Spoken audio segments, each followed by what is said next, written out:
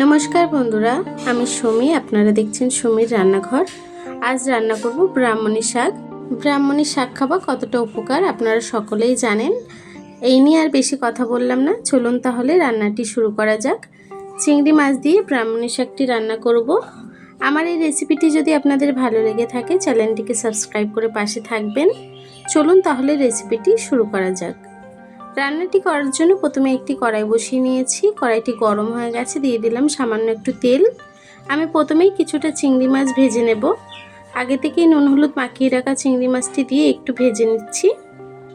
মাছটি কিন্তু একটু ভাজা হয়ে গেছে, এখন নামিয়ে নেব। খুব বেশি লাল লাল করে কিন্তু ভাজিনি, আমি হালকা ভেজে নিয়েছি। মাছটিকে তুলে নিলাম। এই তেলের মধ্যে 1 চামচ ঘি দিয়ে দেব। একটি শুকনো লঙ্কা আমি ছিঁড়ে দিয়ে দিলাম, আপনারা চাইলে এটা স্কিপ করতে পারেন।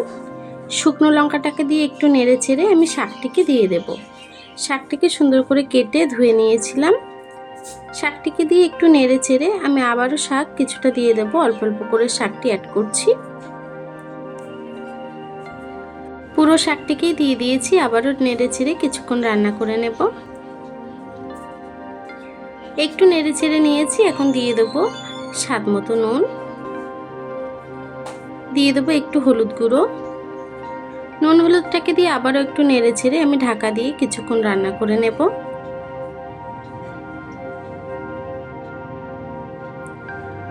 দেখুন বন্ধুরা, শাকটি কিন্তু আমার প্রায় রান্না হয়ে এসেছে। আমি আরও কিছুক্ষণ নেড়ে ছেড়ে শাকটিকে রান্না করে নেব। দিয়ে দেবো ভেজে রাখা চিংড়ি মাছটি। চিংড়ি মাছটিকে দিয়েও নেড়ে ছেড়ে কিছুক্ষণ রান্না করব। দেখুন বন্ধুরা, আমার শাকটি কিন্তু ঝুরো ঝুরো করে ভাজা হয়ে গেছে, শাকটি রান্না হয়ে গেছে। এখন আমি গ্যাসটিকে বন্ধ করে দেব। শাকটিকে এখন নামিয়ে নেব। গরম ভাতের সঙ্গে ছোট বাচ্চাদেরকে দেবেন। এই শাক কিন্তু খুবই উপকার, ছোট বড় সবাই খেতে পারেন। অবশ্যই রেসিপিটি ট্রাই করবেন।